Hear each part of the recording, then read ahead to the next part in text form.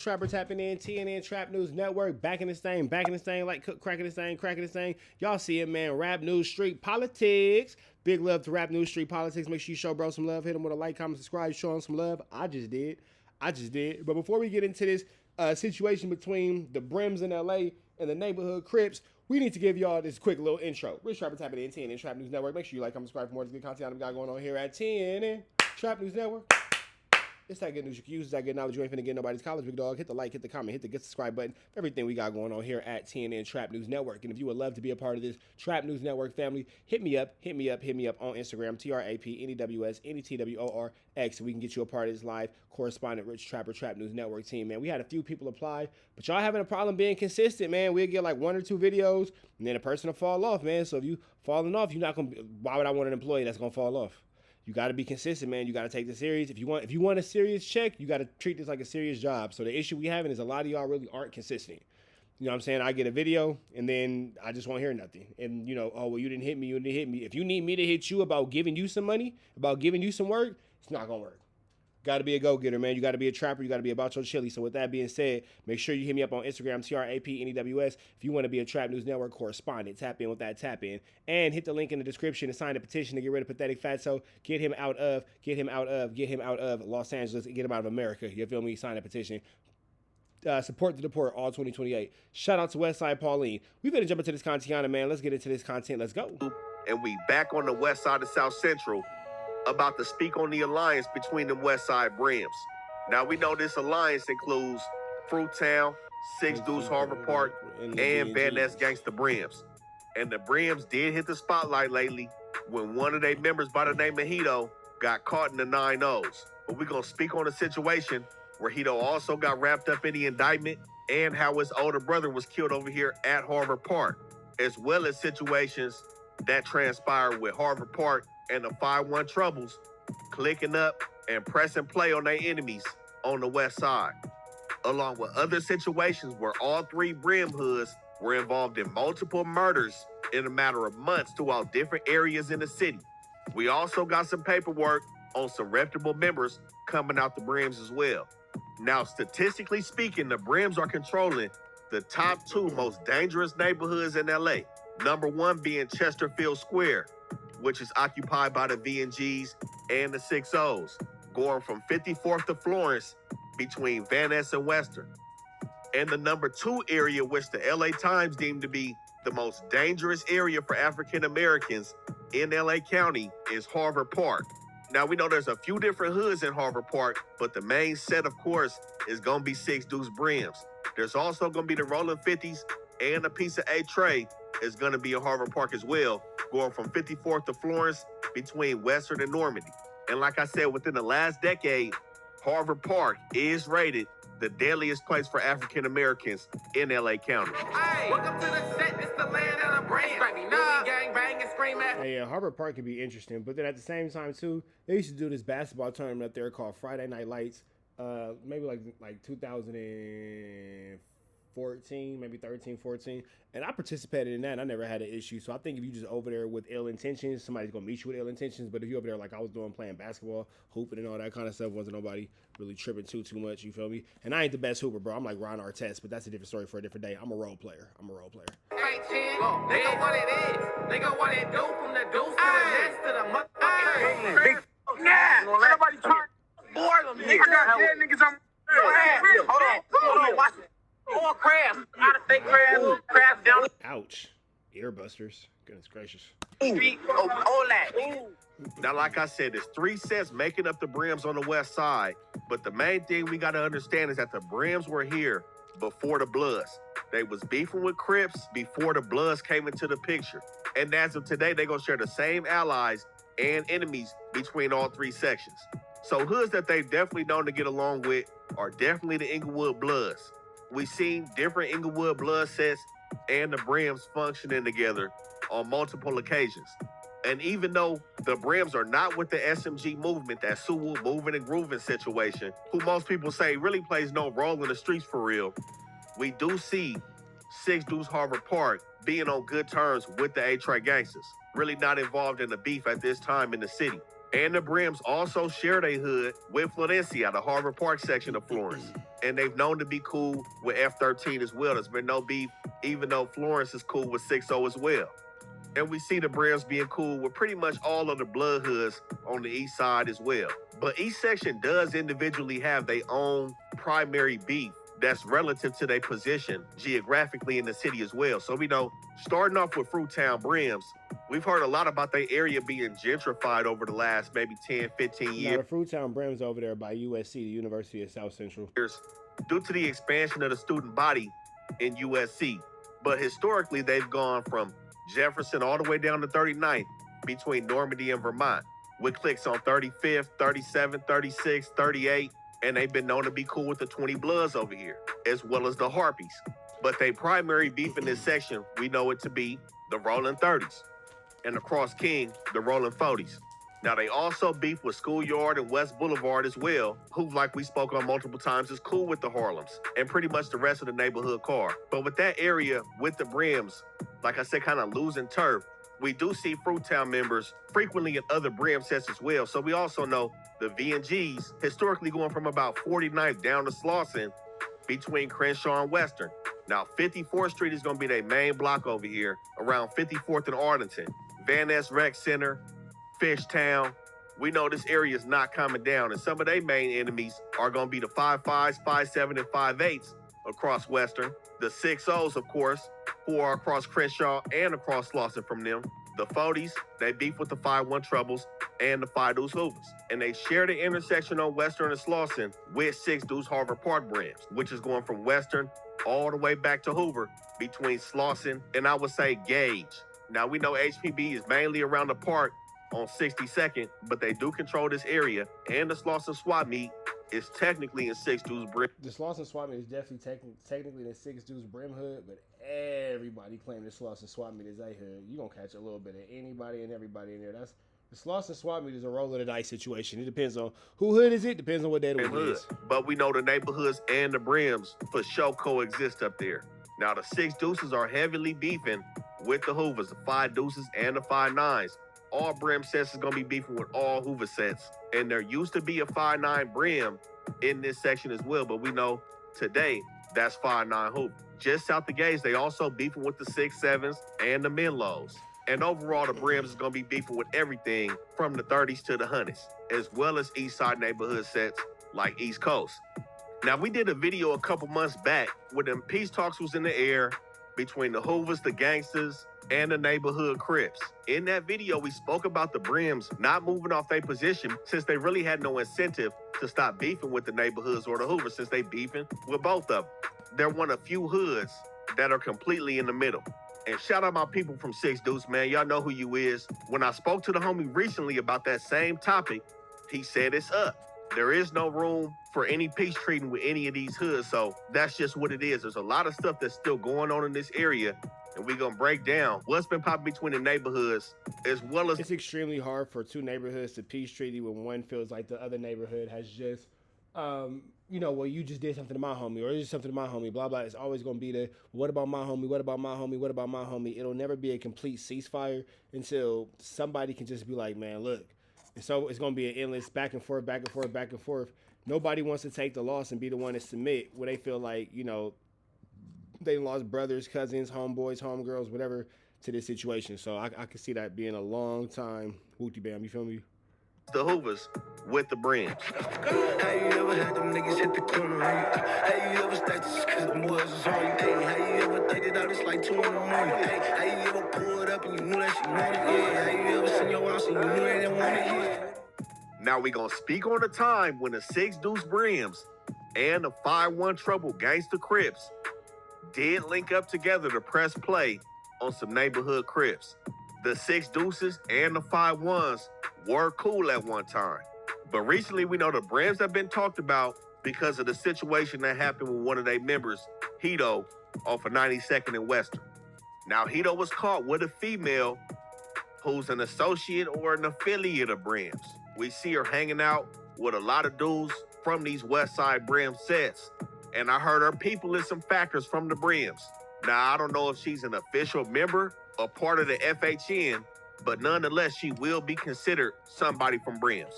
Now, everybody saw some dudes from 9-0 came up to Hedo and the female, banged on them, asking them if they was from Brims, while dissing at the same time. Hedo turned it down. The female turned it down initially on camera, and it was a bad look for Hedo. On the dead homies, you ain't from Brims? It's crazy how this situation has grown legs and taken off, and how all the kids pay attention. All that dissing in the songs, doing the extras and all that kind of stuff. All it takes is for one bad moment for the entire internet to be talking about this story. I never thought that this story would take off the way it took off, and it's gone extremely viral. Be careful, kids. Be careful. You just never know, man. The things you do on the internet, you may have to atone for. So, yeah, whatever. Brims? Sir, you ain't from Brims. You ain't from Brims, bro? No, sir. On the hood, you on gangbang? The no, sir is sick. It down initially on camera, and it was a bad look for Hedo. On the dead homies, you ain't from Brims? Sir, you ain't from Brims. You ain't from Brims, bro? No, sir. On the hood, you on gangbang, right? Going on your phone, who you calling? Y'all ain't from Brims? What's that paw on your face? Oh, yeah. He got a paw. Cut off from Snoover? He got a dead paw. On the dead homies, nigga. Fuck Snoover, nigga on the hood. Fuck Snoover. Dead homies. Now, what a lot of people may not know about is the situation that transpired after the camera turned off.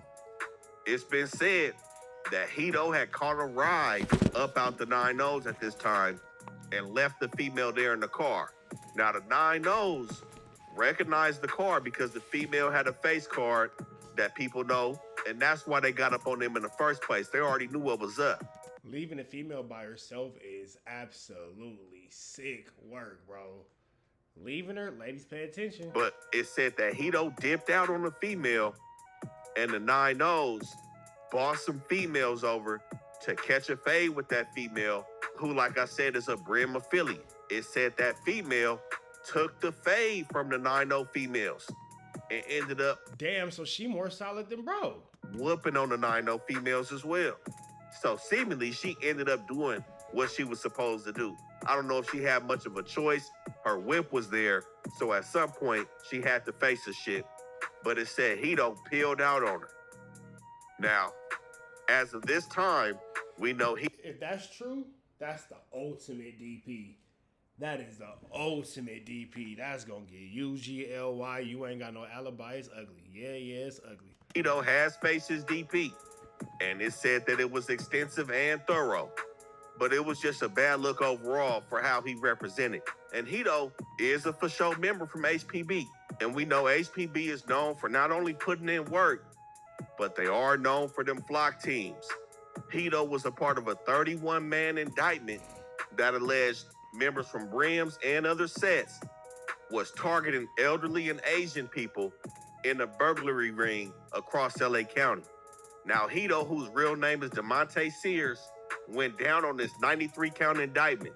And we know flocking has been very popular in the city over the last 15, 20 years with targeting celebrity houses. It said 8 of the defendants on this case was the ones responsible for targeting Rihanna crib, Robert Woods from the Rams crib, and Yasiel Puig from the Dodgers. And there was allegations about... Flocking Rihanna is just diabolical, bro. Flocking Rihanna? You a different type of dirtbag. Who the hell want to flock Rihanna? About that dude that killed that 81-year-old lady in Beverly Hills. She was a wife of a music executive. They said he was from Brims as well. That happened back in 2021, and he ended up taking 150 years on that. But Hedo was known in this section way before all those events had transpired with the Brims. And Hedo was involved in that as well. But Hedo was known in this section way before that time. And him and his people was involved in a tragic event that did take place at Harvard Park in 2012. Don't trust bitches cause they be acting tricky. Don't like ops, tell them to come and get me. Got my phone, just know I keep it with me. I just cracked that stove, but for another 50. Now, September 25th, 2012, it said that a 19-year-old named Patrick Carruthers, who was Hedo's big brother, was a volunteer up at Harvard Park. He was 19 at the time, and his family has said that he overcame learning disabilities and ended up finishing high school, getting himself into LA Trade Tech, and was volunteering at the park. Not a gang member, a true innocent kid in the neighborhood. It said that he had on either some burgundy or red color attire while he was sitting on the bench at 3 in the afternoon in Harvard Park. It said that somebody jumped out on 62nd and ended up killing Hedo's big brother right here, seemingly for no reason. And he seemingly was unsuspecting of it due to the fact that he had on headphones at the time when these events transpired. Can you imagine somebody hunting you down? You don't even gangbang, you minding your own business. Somebody hunting you down, you got headphones on, listening to your music, minding your business, and somebody just come through and just unalive you in the worst part about it. You don't even have a chance to ever even defend yourself because you never heard it coming because you was having headphones on, minding your business as you volunteer at the local park in your neighborhood. What? That is absolutely disgusting. God bless that man. God bless his family. God bless everybody involved in that situation. Now, it said after they killed him, they jumped back in the car, heading west on 62nd and south on Dinker. And as you can imagine, this was a tragic event in Hedo's life. And like most people, stuff like this is what pushes people over the edge deeper into this street shit. So this is why I kind of looked even worse for Hedo. He's not new to this shit. You know what I'm saying? He didn't just jump off the porch. But the key thing is, even though the Brims beef with all the neighborhoods, them and the 9-0s are nowhere near each other. It's no real reports of the 9-0s and the Brims going. Yeah, that was just like a freak coincidence that they would even be in the same situation like that. Like, that's wild as hell that even happened. Back and forth with gunplay, like the Brims in the 60s, or the Hoovers or the Menlos. There was even a time where it said that a member named Pancho sadly lost his life in the 50s by somebody from Block. So that's an account where the Brims and the Blocks have an issue. But like I said, I don't know if there's any real beef or tension with the gunplay between the 9-0s and the Brims. So this situation really would have just resulted in a fade for Hedo, and he should have just got out the car and took it. But and it's safe to say, too, considering the fact that they jumped out on camera and they walked up to the car on camera, they had no intentions of unaliving this man. They probably had all the intentions of whooping his feet for sure. For sure wanted to whip his feet, but I don't think they had any intentions of unaliving him, because if they had intentions of unaliving him, why would you have this on camera? You know, I mean, but not to say that anything can't happen, because, you know, we all watch Loose Cannon tell himself into a Rico, but, you know, whatever. But ideally, you would think that one would just, you know, have to take a fade, or you kind of got caught slipping in the wrong neighborhood. You know, you pushed all this F the ops. You ran into the ops, and now it was F you. So, you know, take your little feet whooping and be about your business. But, you know, it's going to make it always look worse when it's the young lady who was down. It's the fact that the young lady was down to do her due diligence is crazy. That's going to for sure make the situation way worse for you. But, yeah, man, I think that is just like a quick little, like, random just LA moment where it's like, damn, nigga, you got caught slipping by your enemies. Oh, man.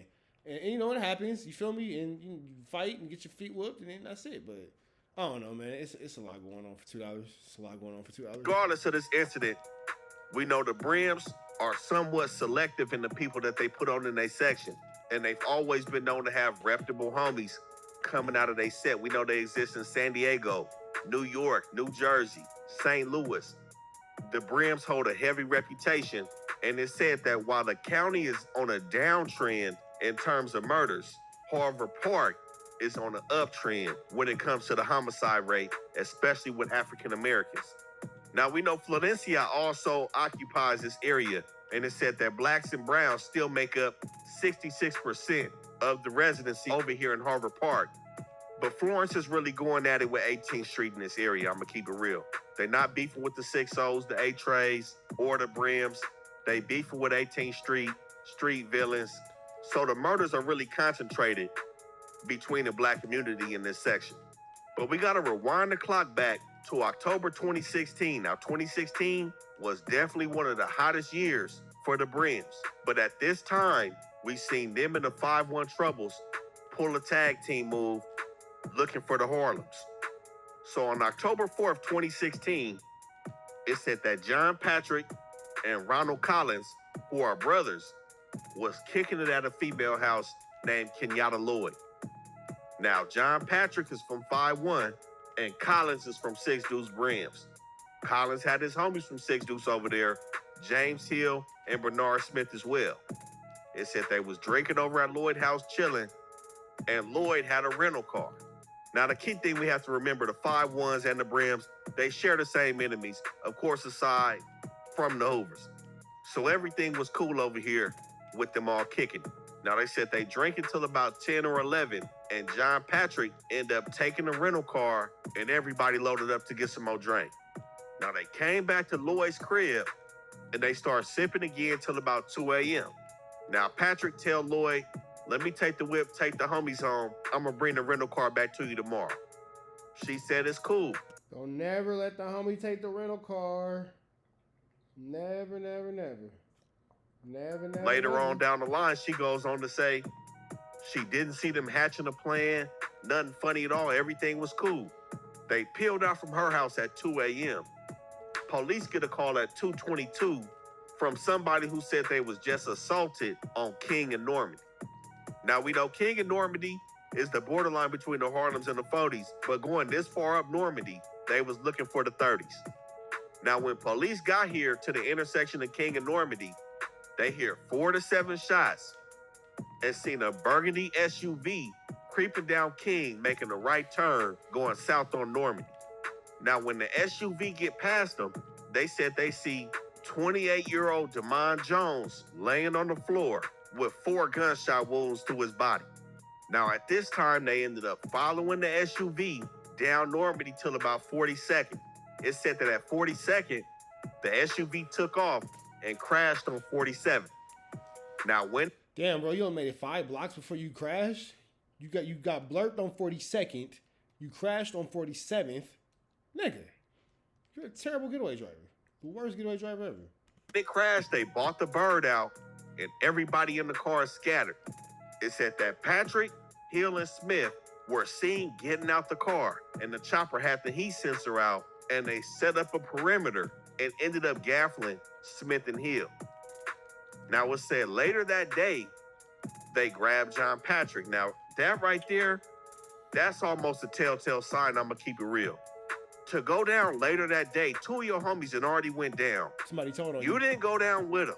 The police is not pulling fingerprints in a day. They gotta process the murder scene. They gotta take the car. The fingerprints is not popping up, and you not getting nabbed in the first day. Really, only two things can happen.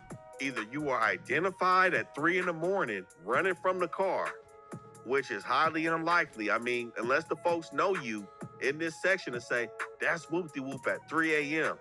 and we gonna get them later, I seen them running. Or the two people that went down and said who they was with. Now, I can't say that they did that, but I done seen this situation happen before.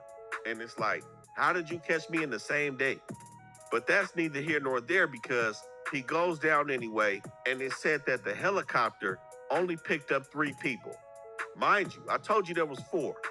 Patrick, Collins, Hill, and Smith that had peeled out from Lloyd House that night. Even with the heat sensor, the helicopter only picks up 3. At the scene of the crash, police pick up a .38, which was matched to the bullets that was used to kill Damon, and now 3 of these dudes sitting down for the body. Now, surveillance camera footage caught the burgundy SUV on Normandy and King, and it showed a hand pop out the passenger side window and start letting off. And it said that it also caught the person from the passenger side wearing a white tank top. John Patrick also had on the white tank top when he jumped out after the crash. So, of course, the folks felt like they was close to having a man. But the next day, October 5th, Patrick is on a jail call with his mom and tells his mom that Collins was with him. Collins didn't go down. Talking on the jail phone. Easiest way to get yourself caught up, bro. He didn't get picked up by the heat sensor. He dodged the perimeter. Why are we even talking about Collins? Mind you, Patrick and Collins are brothers. So his mama know Collins. He say Collins was with him. The next day, October 6th, Patrick on the phone with somebody named Tweet, and Tweet told Patrick, why y'all do that? Y'all killed an innocent. Patrick said he wasn't innocent. This is all on the jail call. He talking about Damon Jones wasn't. This nigga's an idiot, bro. He want to stay in there. Remember, they got their man. It wasn't a mistake. But Damon Jones' father said that he had a disability. He said he had a bone disability, which made it hard for him to walk and really get around. Now, I don't know what he was doing outside at 2 in the morning with a condition like this, but his father said that this murder was the equivalent of killing a little kid due to Demond Jones's disability. Now, back on October 5th, James Hill was also on the phone talking to his mom. His mom went on to say that she seen on the news that the police said there was only 3 people involved. And he replied, quote, "So that means he got away," end quote, insinuating Collins had got away because he knew there was 4 people in the car. And then on October 6th, Kenyatta Lloyd, the person who again rented this vehicle that they did this move in, she comes to visit Bernard Smith, and he goes on to tell her, They just let these idiots put themselves away. Like, they didn't really have to do no police work. These niggas pretty much told the whodunit right there. Like, they kind of gave the whole situation away. Talking in jail, talking in visits, they just gave it all up. Lil shot somebody, and he referred to Patrick as Lil. Smith went on to tell Lloyd that Patrick was in the passenger seat, Collins was driving the car, and him and Hill were in the back seat. He also told Lloyd to go report the SUV stolen. She did that, and that resulted in her filing a false police report. So, of course, we know she went on to take the stand and testify at trial. At trial, Patrick and Collins was trying to plead their case, trying to get all them phone calls and all that shit thrown out, everything everybody was talking about on them jail phones, and it didn't work. They also had cell phone footage with pictures of them the night they was drinking at Lloyd House, dissing Neighborhood and doing all kind of stuff, trying to prove to the jury that they went out to get somebody from Harlem. Now, we know Harlem is not technically NHC, but the Brims beef with the 30s, and they treat them just like they would any other neighborhood crip. But in all, Patrick and Collins were both charged with first-degree murder and second-degree murder, with Patrick being sentenced to 50 years to life. Collins... These dudes pretty much let, one dude got away, and then it seemed like he got snitched on, but these dudes let social media, pictures, and talking too much during jail visits put them away. And again, this is just to show y'all that when it comes to these situations, you really have to just shut your mouth or don't do crimes. That's it. Like, because this whole situation is just barnacles. You feel me? is being sentenced to 55 years to life for the murder of Demond Jones over here off King and Normandy. Now, Bernard Smith is out already, and I believe James Hill is out too. But Patrick and Collins is still on that ride, man, as the driver and the passenger on the skid. Now, you know, as of this time, they fully fell out with the 5-1s. I don't think this situation had anything to do with that. I think it was mainly because the 5-1s got closer to the 5 deuces. And we know Harvard Park and the Harvard Park boys was beefing with 5 Deuce and the 50 boys before they even formed over there across Slauson. This is something that's been going on between the beginning stages of Hoover and the Harvard Park boys since the 60s and the 70s. So it was only inevitable that with 5-1 getting closer to 5 Deuce, the 5-1s were going to fall out with the 6 Deuces, regardless of how much family was involved. Turn them to confetti, party planning, HP, Louis Deuce, 5, Jamal Carey, relapsed overdose, eyeless heavy, no gas and stab, mantle buckle, calling safety, I'm still tripping squad, hasty. But with that being October 2016, that situation happened because of multiple murders that had transpired earlier in the year. And that takes us to Kenneth Ken Dog Dirty. Now, I've heard multiple different aspects to what happened to Ken Dog, who was an OG over here from 6 Deuce Brims. He was killed on 62nd and Harvard, and this was the 4th murder at this corner that year. Now, I've heard accounts saying that the 5-9 Hoovers were involved in this murder, but some dudes from Fruittown, who were also there when Ken Dog was killed, ended up getting retaliation on Western and 42nd. Now, like I said, Ken Dog, a G homie from HPB. And on February 23rd, 2016, it said that he was sitting in his car over here on 62nd and Harvard, right by the park, when somebody came up and killed him. And as you can imagine, this sent the... And it's crazy, bro. So much death is involved at a park. Like, bro, a park's whole purpose is a place for children to play. Like, that's literally the entire purpose of a park. It's for children to have a safe place to hang out, to play. Chat, I see y'all. I'm live. I'm just playing Call of Duty. Right, I'm playing Call of Duty. Listening to this is feeling like very appropriate. This is close to gangsta I get is Call of Duty, so let's throw that out there. The whole purpose of a park is for a safe place for children to play, to be able to enjoy themselves, have picnics and all that kind of stuff. A park is literally a family environment. Literally a family environment. We have so many stories in this episode about people just losing their lives at the park. And it's just like, can you imagine just going to take your kids to go swing, or, you're just going to go kick it and just get some sunshine? Because as grown people, sometimes we like to just kick it in the park. Smoke a little weed, kick it, be outside, enjoy the weather. You feel me? Who don't like a nice day at the park? And then niggas come in gangbanging and tripping and unaliving folks and all that. It's like, man, I just wanted to make some ribs. Brims up. Now it said that Baby Stretch from Fruittown and G Telly from Fruittown were both involved in the situation that took somebody out due to their G homie being hit on 62nd. Now, Baby Stretch is that dude that we seen on street TV. Correct me if I'm wrong. Jamar Wilson. And G Telly is Montel Egan's, also a part of Yard Down Music, the record label that the Brims had, that Baby Stretch and Lil Stretch had spoke about on street TV. Both of these dudes got cracking on behalf of their homies. There's a kind of symmetry to the death of 33-year-old Jermaine Williams. We see him with a dove and the wings of an angel on a poster commemorating his passing. And it was at Buffalo Wild Wings where something happened that led to his murder on Friday, February 26th at about midnight. Now, it said that 3 days after Ken Dog was killed, they was holding a vigil when somebody got a call that a dude named Jermaine Williams was up at that Buffalo Wild Wings on Crenshaw. Now, I don't know why that Buffalo Wild Wings very shady. Somebody tried to set me. Bro, that Buffalo Wild Wings is shady as fuck, bro. There's nothing worth it at that Buffalo Wild Wings. Up in that Buffalo Wild Wings, that's just a no-go zone. I don't, just stay away from that Buffalo Wild Wings. Facts. But when he got that call, Wilson also received a message on his phone from one of his homies telling him to stand down. He didn't want Baby Stretch to be caught up in a revenge murder because he got too much to lose. Baby Stretch said he respected it, but clearly he wasn't hearing it, and he peeled over to that Buffalo Wild Wings anyways. Now, it said when they got over there, he met up with Montel Egan's because he knew Montel had the burner. So he goes in to the Buffalo Wild Wings to scout it out and make sure they man is inside, in which Jermaine Williams was inside with his girlfriend, Jade Elliston. After Williams and his girl finished eating Buffalo Wild Wings, they jumped into their BMW, being followed by Wilson in his white Infiniti, and they had a homie caravanning named Ernest Reyes in a white truck.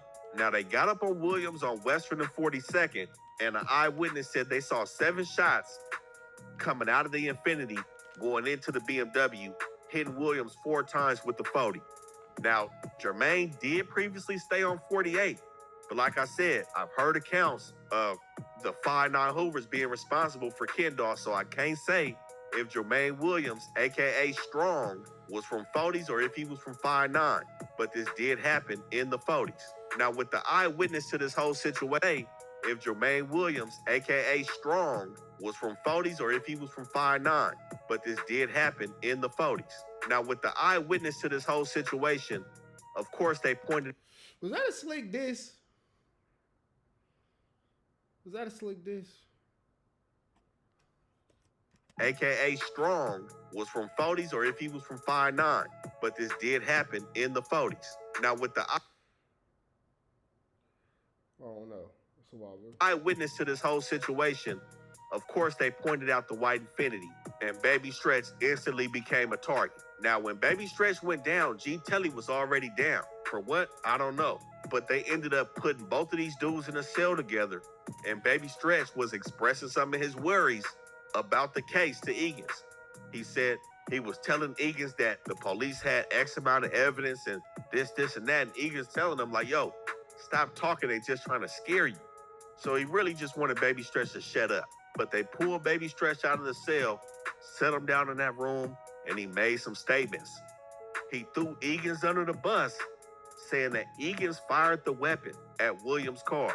Now, this came after he denied having a white Infiniti, but his girlfriend told the police that he did actually own a white Infiniti. So then he recanted that statement, ended up to admitting having a white Infinity, where he initially said that he loaned it Bro, why are you saying anything? Why are you not just being quiet and letting your lawyer or public defender talk?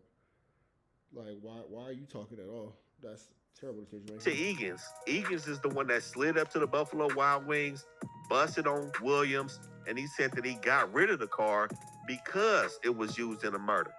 Baby Stretch just started doing too much talking. He said he was at the scene when Kid Dog had got killed and really just sold himself up in the motive and in the move itself. And with trying to throw Egan's under the bus, it seemed like everything backfired because Egan's is not in CDC and Baby Stretch was sentenced to 32 years of life for this situation, man. And the crazy part about it is Jermaine Williams had a daughter that was Imagine telling on your homie and then you end up being stretched. born a day after he was killed over here on 42nd and Western. But I can't say if he was officially named as a suspect or the assailant in killing Ken Dog, but the Brims were set on the fact that he had some type of involvement. And there we see a connection between Fruittown and Harvard Park putting in work together. Now, mind you, Ken Dog had got killed on February 23rd. Jermaine Williams was killed February 26th. February 29th, we back in Harvard Park, where another 6 Deuce member was getting cracking. I'm telling you, they went up for their G homie. It said February 29th, 2016, Deontay Ruffin was going over to his grandmother's house with his female and one of their homies in the car. It said he jumps out on 57th in the 5-5s, where he stayed. He stayed between 57th and 58th and Dinker. He jumps out, runs into the crib, hops back in the car. At this time, 18-year-old Victor Weathers from Brims pulls up in a silver car and blocks their car off. It said that Weathers jumps out, walks up to 24-year-old Deontay Ruffin, shooting him 3 times in the chest and killing him right here on 57th, marking the 3rd murder involving the Brims in 6 days. Now, the Goodness gracious. Again, man, just these brazen broad daylight attacks, just more and more reasons for us to continue to point out, stay away from gangs, kids. key thing that we always see, man, everybody say he wasn't affiliated, he wasn't this, he wasn't this, he was an innocent. Some people actually are innocent. But when niggas put that legwork in and start uncovering shit, it just is what it is. As we see right here, Deontay Ruffin stayed on Dinker. We're not going to put the whole shit out, but he stayed on Dinker at 57. Look at his email. Young Hoodster in the 50s. That's a Neighborhood Crip email. Now, we're not here to put jackets on just about anybody, but you can't refute evidence like this, that this dude was starting to become an affiliate or he was a full-fledged member of the Rollin 50s, whether it be 5'5", 5'7", or 5'8". 24 years old. Withers was 18 at the time. Now, I'm not saying any murder is justifiable, but when you sign up for this game, these are the rules and the repercussions that come behind it. You know, it's a lot of people. And it's crazy. That kid threw his life away, bro. You're 18 years old. You took a life and gave up your life all in the same moment. The moment you pulled that trigger, you gave up your own life right when you took his. You took a life and gave up a life. Easy call. People that come out here playing, and they people not knowing that they jumped off the porch in the streets. But nonetheless, Withers was convicted of 25 years of life for this murder on Deontay Ruffin, further solidifying why the LA Times says this area is the #1 worst area for African Americans in the whole county of Los Angeles. Now, that was February 2016. We got to go to January 2016 when the VNGs got cracked. Take a close look at the left side of your screen. This security video shows a moment 21-year-old Garrick Michael Thomas crosses the street and a vehicle begins to follow him. Police say seconds later, the passenger jumps out of the Technically, since their bloods wouldn't be bracking. Technically. car and opens fire. Now, January 25th, 2016, Marquise Joseph and his big homie, Gregory Bradley, were rolling through their hood, 54th 9th Ave. That's B&G hood, and I would say the middle of their hood. I know Arlington and 54th is really the middle. Shout out Fishtown, one of the best fish spots in the city. I don't know if they still up, but For sure, one of the best fish places in the city. You just got to be willing to risk your life for it. I love that spot. But that's the middle of their hood, 54th, 9th Ave, Arlington, all around here. While they rolling around, it said that Garrick Thomas is on the phone with his mother walking to the liquor store. Surveillance video shows a silver convertible pull up on 54th, and the eyewitness states that they saw a man walk up to Garrick Thomas and fire 3 to 5 shots, putting his hands back in his pocket and walking back down 9th Ave. And then surveillance video catches the silver convertible going north on 10th Ave. Now, they was on one this night. It seemed like they was just rolling around. When they seen Garrett, they was about to make a left turn, but as soon as they seen him crossing the street, they hooked the right and seemingly got up on him. Now, I don't know if words changed, if they banged on him, but this area is a hot spot. It's not far from Crenshaw High. And we know 10th Ave is one of the main blocks for the 6-0s. Even though it's closer to 10th Ave and Hyde Park, we still on 10th Ave.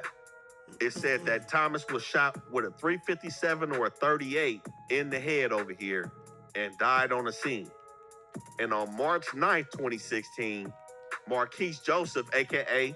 Tiny Mad from B&G, went down on an unrelated case. Now, when he went down on this unrelated case, they found a cell phone next to him. And when they ran the cell phone info, they found that on the day of the murder of Garrick Thomas, this cell phone was pinging on a tower next to it, and it called Gregory Bradley, whose cell phone also pinged on a tower next to the murder of Garrick Thomas. And it was also noted that Bradley had rented a silver convertible January 19th and returned it January 26th, a day after Garrick Thomas's murder. But that seemingly wasn't enough to hold Marquise. They released him on those unrelated charges, and he's back on the streets. Mind you, this is 2016.